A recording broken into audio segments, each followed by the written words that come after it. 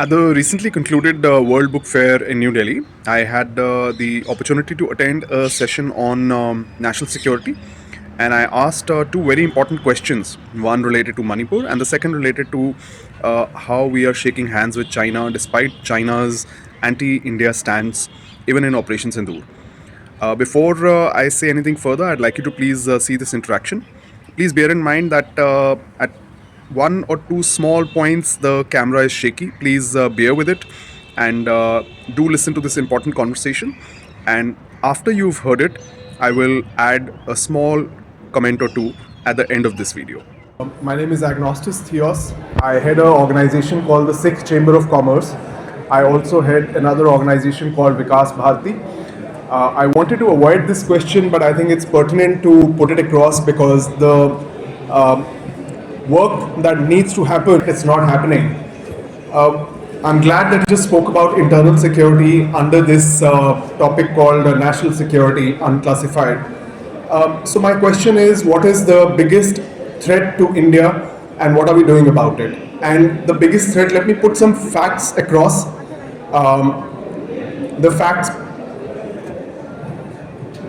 Please go on. So the facts being that in Manipur, our own government has handed over 7,000 arms, 15,000 bombs, and 7 lakh bullets, which have been used against the army personnel itself to kill the army personnel, which is the biggest national internal security threat since independence. And this has been going on for 2.5 years. Still, arms have not been recovered. Still, AFSPA has not been imposed in those parts of the valley where these arms are supposed to be held. Arambai Tengol and Meitei Lupun have now 50,000 plus strong cadre. They are openly opening branches across the country. Delhi was the first place where they opened their branch last year in October. Then they went to Chandigarh, then they went to Calcutta. Why I know all of this? Because I'm the one who went to the Supreme Court in August 2023, reported this through an intervention application, after which the handover of arms was halted. It was going on for 4 months, but still it continued, and as if official figures are what I've told you, but as per army retired generals, the numbers which have been handed out is 2 to 3 times. So when we have such a national internal security collapse, what does the country look up to? When will the army act? Because the army's role is to take care of every threat, internal and external. My second question, you sir said that economy has to rise for a strong military.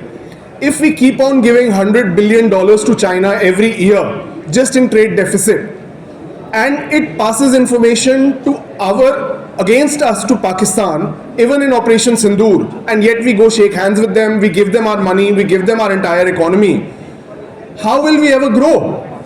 So do we have our priorities right, and is the army and other institutions doing what it needs, and what will it take for them to wake up and act in national interest?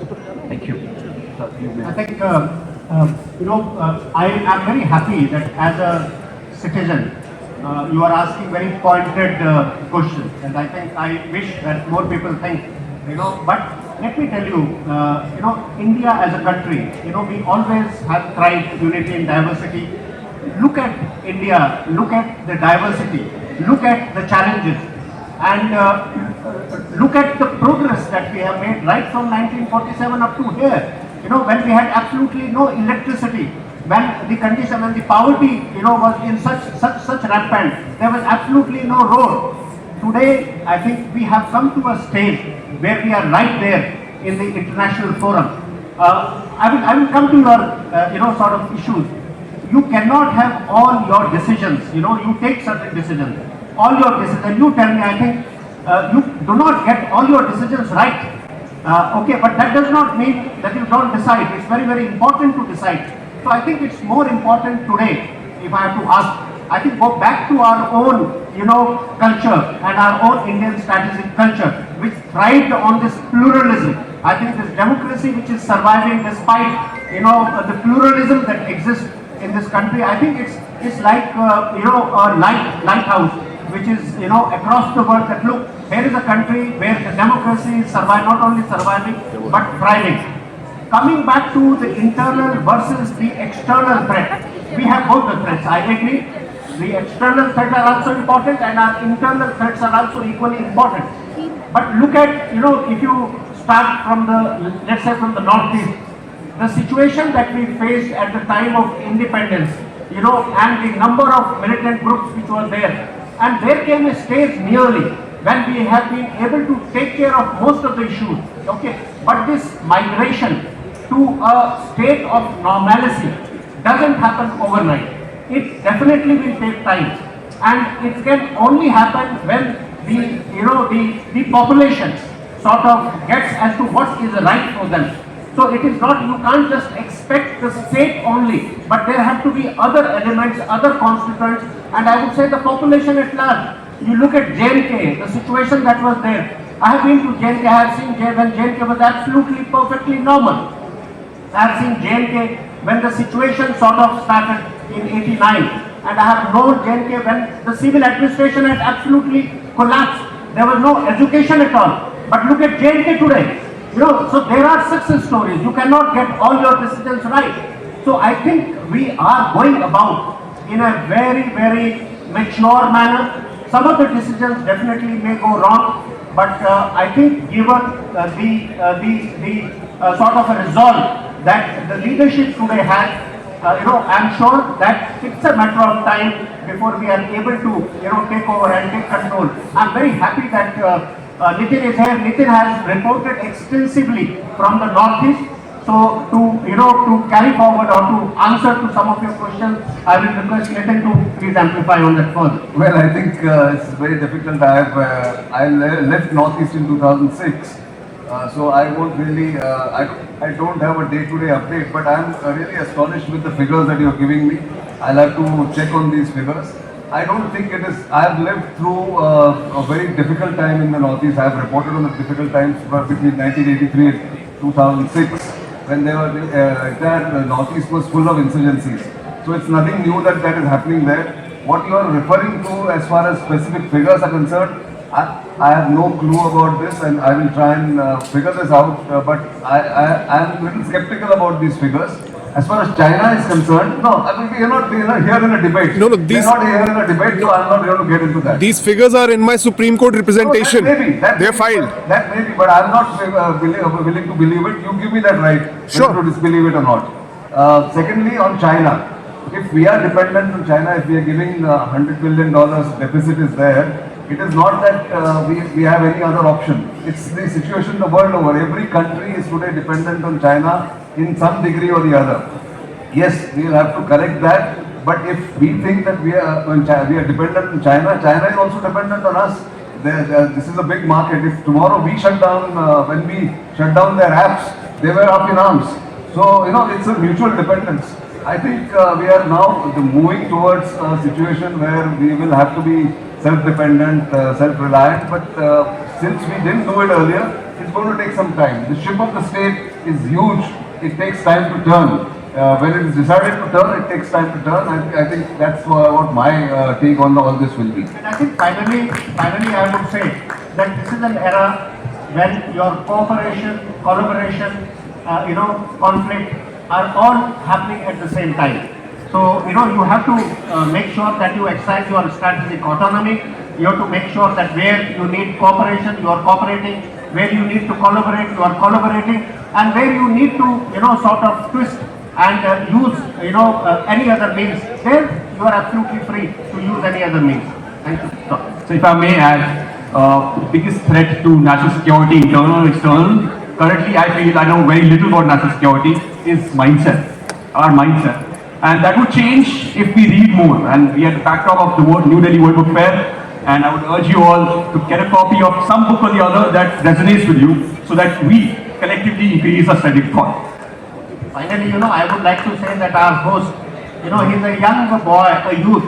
I'm so happy to see him at this young age. He's questioning a general with about 44 years of service and 43 years of service with nearly 43, nearly the same. I think this itself is potent to come. I think if we have youth like him who are so aware, I think it's really hats off. Thank you very much. We have enjoyed this show. Thank you so much, Shivam. I really enjoyed this conversation. Thank you, Shivam. It was a pleasure to be here.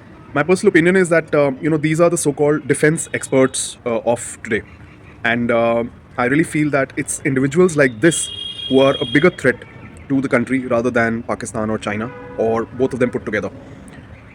When you cannot call a spade, and when you will avoid difficult questions and blabber about democracy, you end up where India is today. We can say whatever we want to do to get some positions, to get more assignments, and travel the world, call ourselves defense journalists when we don't even know how entire national security has been devastated and how this issue is an issue of transnational threat. And to the retired Lieutenant General, I also want to share that while he was talking about thriving democracy, the fact is that we are not even a democracy anymore. Democracy is based on elections, and elections in India are a complete fraud exercise now. Why do I say that? Because in the 2024 general elections, votes polled versus votes counted did not match in 538 Lok Sabha seats out of the 543 Lok Sabha seats. That's the level of scam that 99%, actually more than 99% of the seats votes polled did not match votes counted. Additionally, nearly 5 crore extra votes were added in post 5 pm vote surges, which was unprecedented. Traditionally, historically, this 5 pm post poll vote surge has been nominal and under 1%. But this time round, it was up to 12.5% in certain seats. So you can imagine the level of fraud. Anybody who wants to understand this, I did a very thorough podcast with the trustee of ADR, Professor Jagdeep Chokar, and Dr. Parakala Prabhakar, renowned economists, on all the discrepancies that happened. And basis of this, I had filed a petition in the Supreme Court in September 2024 itself, which the Supreme Court has refused to list, saying that this is not a matter of public interest. Refiling has been done last year twice, and I'm still waiting to hear from them. I am leaving the description of that podcast with Professor Jagdeep Chokar and Dr. Parakala Prabhakar here and in the description of this video. You can please share this as widely as possible so that this reaches these so-called defense experts and this gentleman, retired Lieutenant General A.K. Singh, and the moderator and the organizers of the World Book Fair, the Book Trust of India, and whoever else needs to know what are the threats to our democracy, who are the threats to our democracy, and what the public needs to do. What do you think? Please do share in comments. And if you think the questions are important and the conversation should be heard by more people, please share this video in whatever format you receive in. My social media handles are all suppressed because I ask difficult questions and I deal with difficult things, from terrorism to fraudulent elections to farmers' welfare. And none of this is important for the dispensation. So I would appreciate if you at least share this video, like, follow, subscribe, and if you want, connect with me to extend support. Thank you.